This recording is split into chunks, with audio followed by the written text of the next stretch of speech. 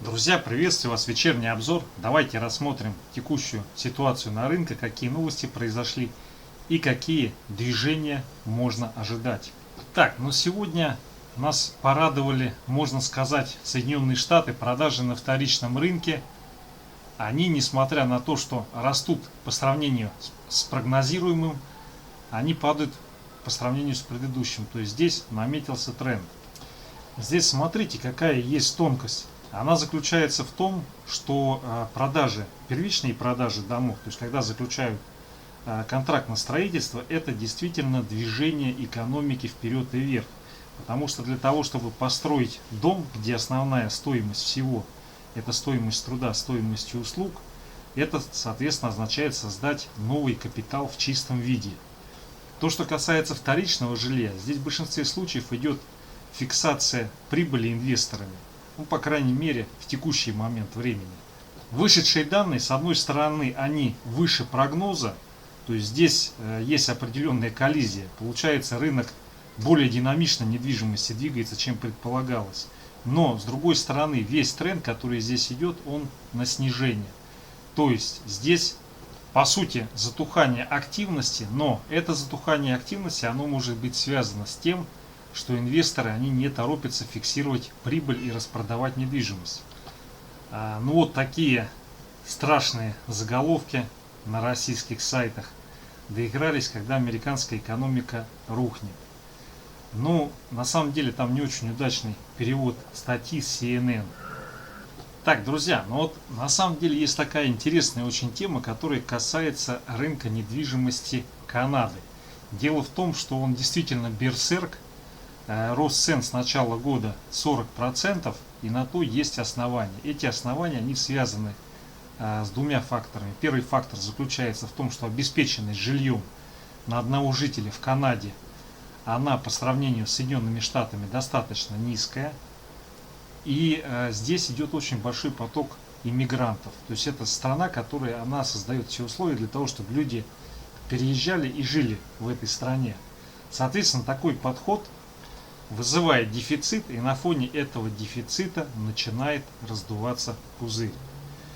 Здесь есть один такой момент, который связан с тем, что если будет расти миграционный поток в Канаду, то действительно этот пузырь, он будет, ну если не вечен, то продлится очень долгие годы. На самом деле в части стоимости недвижимости Канада, она, наверное, даже фору даст Соединенным Штатам.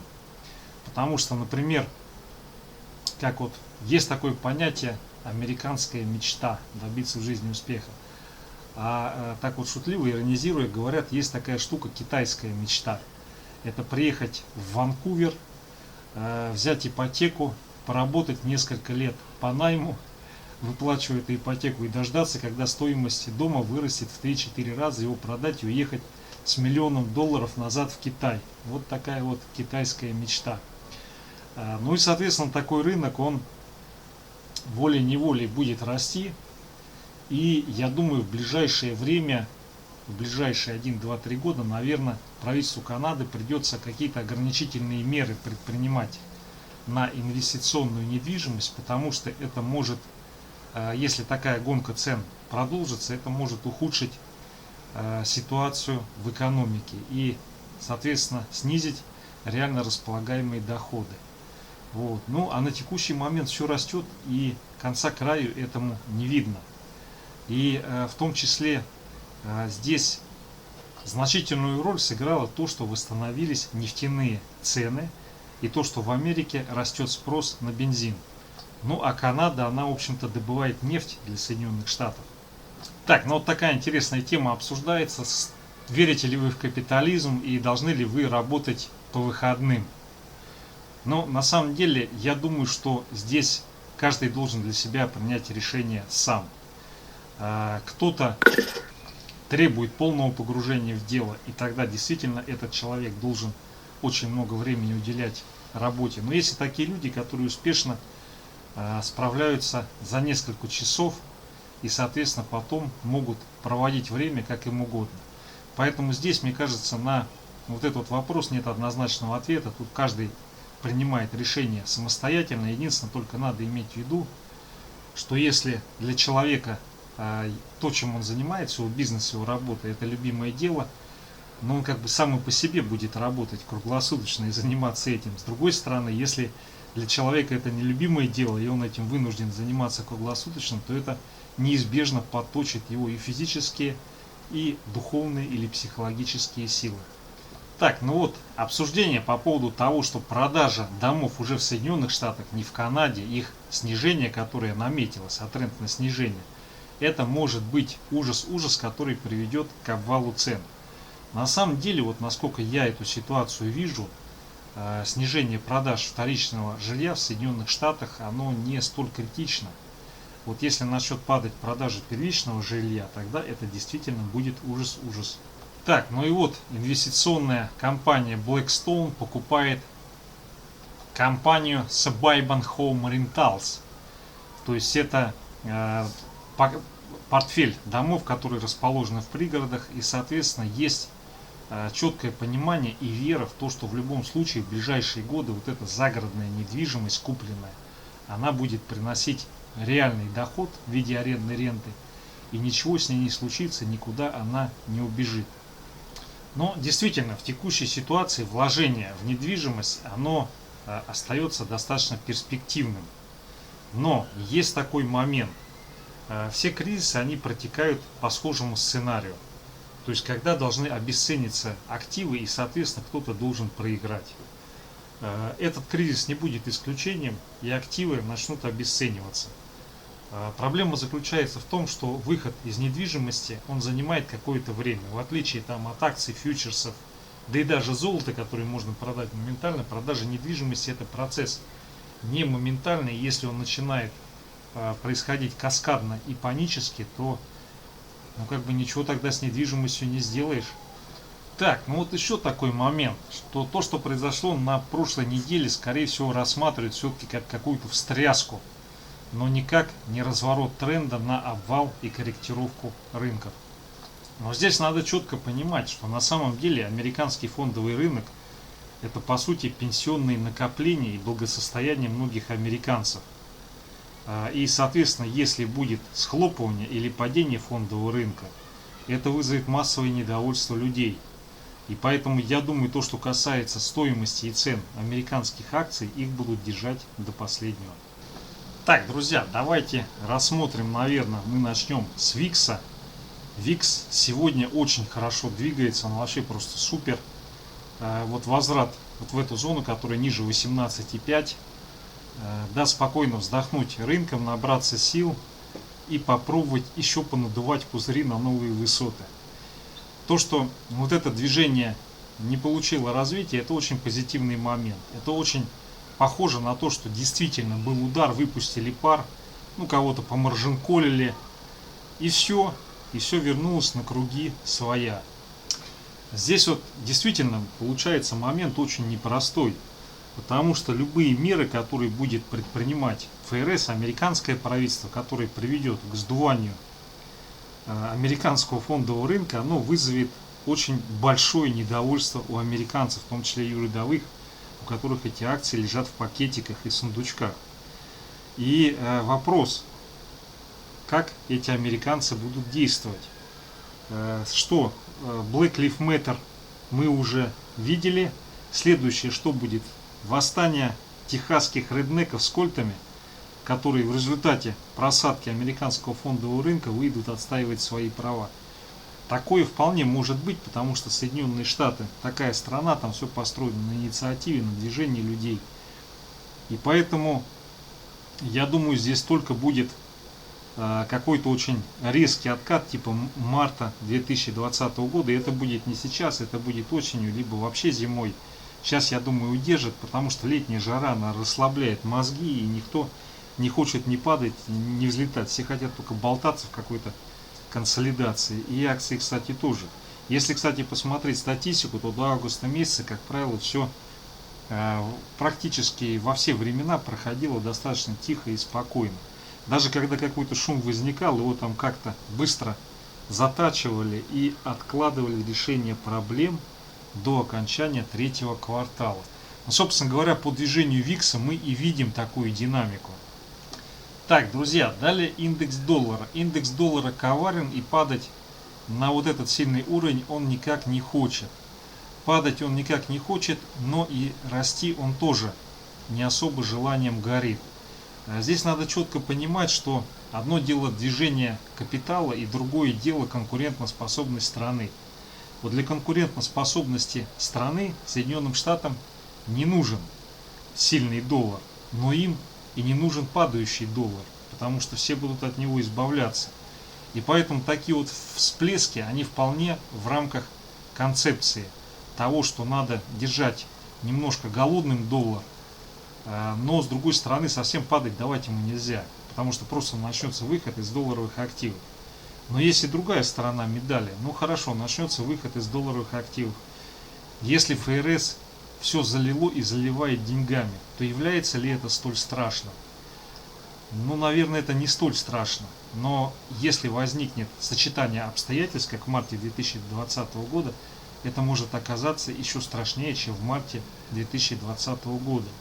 Потому что все генералы готовятся к прошлым войнам. То, что уже было, сценарий нового фола, он будет совсем другим, не таким, как прежний. В нем будет много интересных моментов. Так, друзья, но в крипте творится сущий ад. Ее просто льют безбожно, и биткоин, и эфириум. Но должен обратить ваше внимание, вот этот волшебный уровень 28400, 28500, это недельный таймфрейм по биткоину, его просто потрогали, от него чик, отскочили. Так, ну а если переходить к гневкам, здесь вообще чудесно, здесь сильнейшая разворотная формация, которую должна в ближайшее время просто унести на 56. На самом деле, то, что касается крипты, здесь можно разные приводить доводы. То, что Китай вводит ограничения, которые связаны с тем, что фактически под запретом оказываются все переходы из фиата в крипту и назад. Но, с другой стороны, рост не бывает бесконечным. То есть здесь всегда в любой системе происходит волна роста, потом волна отката. Никуда от этого не деться. Криптовалюта здесь не исключение. Но смотрите, вот что касается криптовалюты, она растет по двум причинам. Первое, фундаментальное, то, что к ней есть интерес, которые новые технологии. И второе, то, что есть деньги, которые туда нужно запарковать. Что бы там ни говорили о том, что там биткоину конец, это там шняга, это резаные фантики. Но смотрите, на самом деле, та же криптовалюта, она решает очень важную задачу.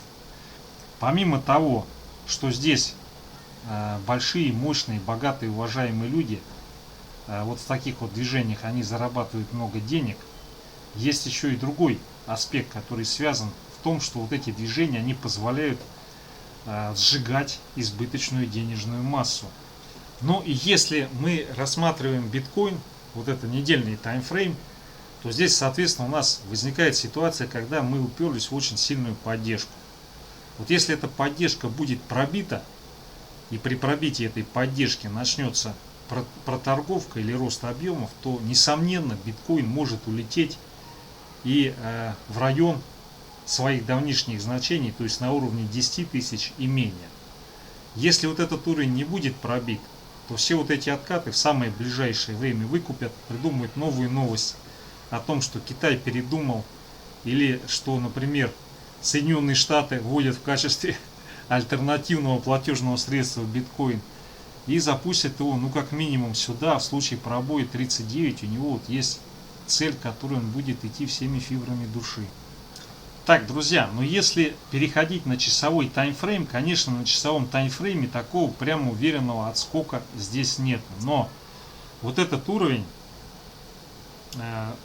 сейчас вот при дневном рассмотрении он немножко другой, 28600, он является для биткоина ключевым. Соответственно, если этот уровень не пробивается в ближайшее время, то у биткоина есть все шансы начать движение наверх. Единственное, на что хотел обратить внимание, вот этот текущий отскок, который произошел по часовому таймфрейму, это, конечно, зарождение движения, но те сделки, которые сейчас вот пока происходили, они пока не позволяют однозначно сказать, что все, он развернулся и полетит наверх. Но вот этот уровень, это бронеплита, то есть его он не пробьет. Если он его пробьет, то, скорее всего, ни о каком росте речь уже идти не будет в ближайшее время. Так, друзья, далее S&P, это дневной таймфрейм, но здесь все прекрасно. Вот то, что здесь случилось, это прямой путь на то, чтобы переписать максимум, который был недавно 4270. Соответственно, этого не происходит, если возникает коррекционный откат с пробитием 4150. Все остальные движения здесь, завтра и на следующей неделе будут выкупаться и толкать на новый хай. Вот такой вот рожок еще один нарисовать. Так, друзья, далее золото. Золото, конечно, приуныло, но здесь ничего страшного нету. Оно заперто вот в этом сильнейшем диапазоне для золота. И на самом деле здесь, как только стабилизируется ситуация по позиции ФРС и произойдет закрепление 1782 и выше, мы можем увидеть очень стремительное движение наверх. А на текущий момент, вот то, что касается золота. По золоту здесь вполне четкая тенденция, которая в ближайшее время должна привести к движению на 1794-1795, вот сюда, вот к этому значению, к этому диапазону. Ну, соответственно, отмена сценария в том случае, если пойдет движение вниз и возникает пробой 1760, вот этого минимального значения, но на текущий момент все факторы указывают, что по золоту наиболее вероятный сценарий — это отскок сначала минимум сюда, а в идеале движение куда-то вот сюда, на 1820, ну даже точнее 1814, вот здесь у него уровень, к которому оно будет стремиться сходить. Так, друзья, далее нефть. Ничто нефти не мешает, потому что то, что когда-то сильно упало, потом должно сильно взлететь. На текущий момент все прекрасно. Вот здесь у нас боковичок, нижний уровень 74,2, который, если мы не пробиваем, то здесь будет только вверх, вверх, вверх. Цель немножко недобита, 75,6. Вот, но судя по тому, какие здесь страсти-мордасти происходят, я думаю, 75,6 будет просто на вылет пробито. Опять же, здесь обращаю внимание, вот этот уровень 74,2, вот он здесь проходит. Вот его пробитие по нефти Brent, и если она там начинает торговаться, оно весьма вероятно приведет к повторному тестированию 72. А вот если 72 будет пробито, то наиболее вероятно, что вся эта прелесть она будет сломана. Но на текущий момент все указывает на то, что рост будет продолжаться. Так, друзья, ну смотрите, меня все время спрашивают про акции компании Virgin Galactic. Здесь есть один очень тонкий момент для меня. Дело в том, что я очень уважаю и ценю Ричарда Брэнсона, который ее основатель, и считаю его гением в бизнесе. Соответственно, я не могу быть беспристрастным, когда рассматриваю акции этой компании. Именно поэтому я всегда старался ее не рассматривать. Но я могу сказать так, Ричард Брэнсон, он гений в бизнесе, и, конечно же, он в то, что занимается, практически во все, он вдыхает огромную энергию, и это все приводит к росту и движению вверх. С другой стороны, я должен отметить, что затея эта, конечно, она очень рискованна и даже авантюрна, я бы даже так сказал. Однако по акциям этой компании в самое ближайшее время весьма вероятно разовьется движение вверх. И здесь, конечно, есть все шансы двинуться вот сюда на 56-55 к этому значению. Вот. Здесь надо понимать две вещи, что когда вы покупаете такие компании, как Virgin Galactic или Tesla, вы либо должны, с моей точки зрения, по моему разумению, купить и забыть, потому что они очень рискованы, и с другой стороны они основаны на вере в развитие этого вида технологий и тех людей, которые за ними стоят, что они с этим сделают, на какие высоты вознесут. Либо надо постоянно отслеживать и нажимать на кнопочки, потому что акции эти очень быстро и резко ходят. Хотя бы даже вот здесь, вот если посмотреть, какие были движения, здесь один сплошной ужас-ужас. Вот. Но в текущий момент, если не возникает никакого форс-мажора, у нас здесь сформировалось движение, и цель этого движения 55-56. Здесь, с учетом специфики акций этой компании, могут не сработать с высокой степенью вероятности уровень поддержки, например, 30-29. Он здесь может просто на вылет пробить, и она вообще там на $10 может сходить. Выйдет какая-то новость, не знаю, что там Ричард Брэнсон чихнул не так, и все улетит к черту. Но с другой стороны, конечно, необходимо признать, что то, чем занимается эта компания, это, в общем-то, уже относительно, но если не самое ближайшее, то среднесрочное будущее. И, соответственно, те компании, которые первые зайдут на рынок, у них будут очень сильные конкурентные преимущества. И поэтому в долгосрочной инвестиции в акции этой компании, несмотря на ее рискованность, она может быть весьма и весьма привлекательной. Так, друзья, еще такой момент, немножко переключаясь на медь, дневной таймфрейм. Вот по меди очень похоже, что у нас здесь сформировался разворот, и нас ждет в ближайшее время отскок, у которого цель движения будет 10200. Соответственно, критерий того, что этот отскок не происходит, это коррекционный откат с пробитием 8850, вот сюда вот. Но очень много факторов указывает на то, что этот отскок может вполне реализоваться. Ну, как минимум, вот сюда вот на 9800 и в идеале куда-то сюда. Соответственно, идея не срабатывает, если пробой вот этого значения возникает. Китай начал активно бороться с надуванием пузыря на металлы, но что-то мне подсказывает, что тут уже то, что касается меди, здесь, наверное, лимит этой борьбы, точнее возможности ее вести, он несколько исчерпался.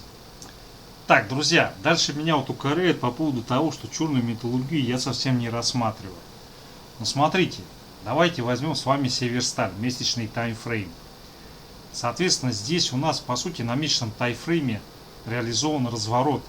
И цель движения у этого разворота, она находится вот здесь, вот в районе 1225. Либо 1225, либо сюда в район 1400. А слом вот этого нисходящего движения, которое здесь развивается и которое, судя по всему, будет реализовано, потому что все-таки сталь это не медь.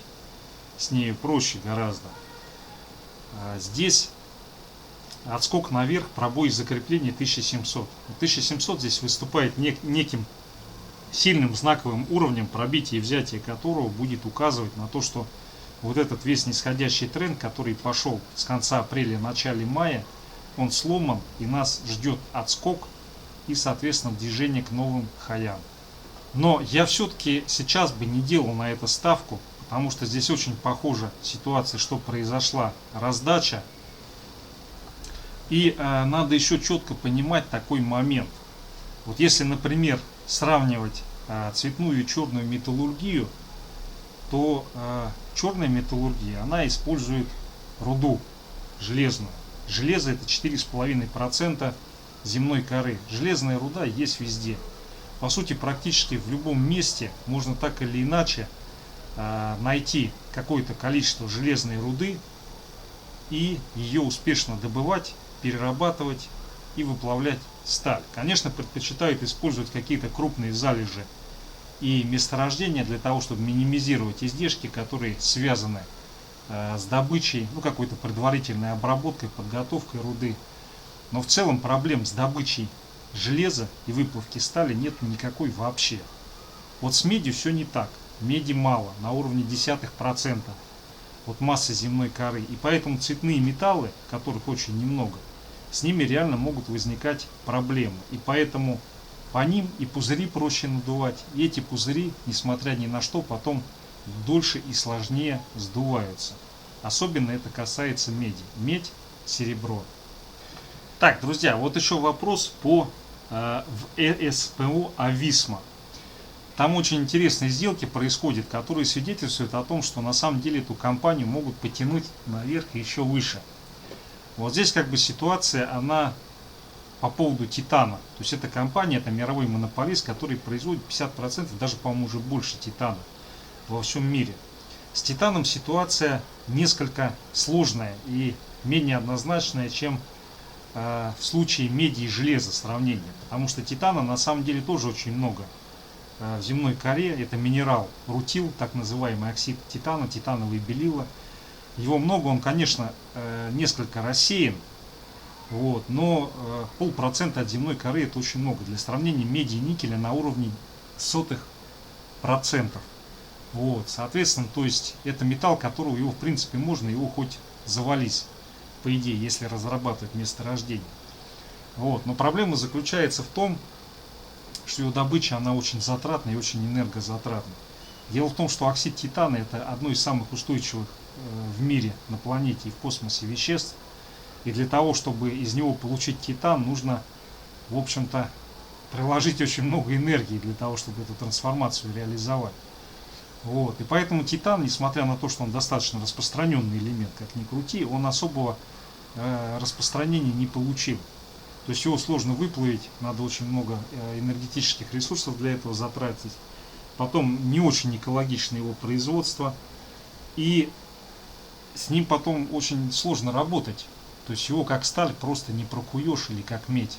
То есть там требуется специальная среда, желательно, чтобы инертные газы были, аргон и так далее. Вот. Но сейчас, поскольку, судя по всему, будет активизация того, что связано с самолета и ракетостроением, ну, ракеты, я надеюсь, хороших ракет, которые летают в космос, а не которые ржаво грозят всем. И поэтому, соответственно, мы видим вот такие вот движения в компании, которая мировой лидер по производству титана. Так, ну и вот недельный таймфрейм, здесь как раз вот уже, что называется, крышечка, она пробивается. Крышечка, если пробивается, вот это закрепление происходит, то следующая цель движения, скорее всего, будет 31 тысяча. Критерий того, что это движение не пошло, это пробой 26 тысяч. 26 тысяч, если проламываем, то отсюда открывается портал движения, у которого цель будет 22 тысячи. Это недельный график. Так, друзья, ну и давайте еще тогда уже, как тройка, семерка, туз, так еще и русал возьмем, поскольку алюминий это, в общем-то, тоже часть, с одной стороны, новой зеленой энергетики, с другой стороны, он крайне необходим, это основной компонент для различных конструктивов самолетов. Конечно, в ответственных местах его не ставят, то есть там ставят либо титан, либо какие-то специализированные стали с добавкой ниобиум, но тем не менее он играет важнейшую роль для того, чтобы из него выплавлять, делать конструктивы как самолетов, так и вообще. Так, ну вот с лета того года Русал сделал максимум, и соответственно сейчас здесь возникает разворотная формация, которая может реализоваться в случае пробития уровня 53-52,5 вот этого диапазона. Так, переходя к недельке, здесь начался разворот. Цель этого разворота, вот эта волшебная зеленая линия 41,5. Но для того, чтобы этот разворот состоялся, нужно пробитие, опять же, вот этого уровня, который находится 50. Но здесь немножко другой уровень, он будет отличаться от того, что было на месячном графике. Здесь он находится даже чуть ниже, что это, кстати, странно при переходе к меньшему таймфрейму в районе 49,8, 49,5. Вот здесь вот в этом диапазоне. Так, ну и по дневочке здесь все отлично. У нас прекрасная консолидация. И на этой неделе цель движения по Русалу переписать вот этот максимум 58,72. Ну, по крайней мере, его потестить, а в идеале переписать и улететь в космос. Так, друзья, далее рубль-доллар, USD Tomorrow. Ну, сегодня достаточно все благоприятно складывается, и поэтому вот это движение вверх, развитие не получилось, и мы вернулись в вот эту консолидацию, которая находится в диапазоне 72,8, 73,1. Здесь на текущий момент вот это движение на укрепление рубля, которое начало необычайно энергично развиваться в 4 часа, на то были определенные причины. Но если рассматривать с точки зрения техники, то мы просто потестили вот этот диапазон, и выше пробития не состоялось. Здесь была раздача, вот здесь и отсюда пошло снижение на фоне достаточно благоприятной ситуации. И все, вот у нас получается сейчас цель движения это 72,88. Вот это значение, оно если не пробивается, то здесь отсюда прямо вот сейчас вечером будет отбой. И движение к верхней границе вот сюда вот 73,14. Если здесь возникает пробой, то у нас следующая цель движения находится под вот этим сильным уровнем. Вот здесь вот на 72,74. Так, друзья, ну в общем-то все, основные инструменты. Я постарался ответить на те вопросы, которые задавали. Не все, конечно, я успел рассмотреть, но мне кажется, лучше один какой-то инструмент или два детально обсудить, по ним посмотреть, какие тенденции. И тем более, как бы вечер он уже предрасполагает к тому, чтобы спокойно что-то сделать, доделать. Потому что уже скоро пора спокойной ночи. Всего наилучшего, удачи, счастливо.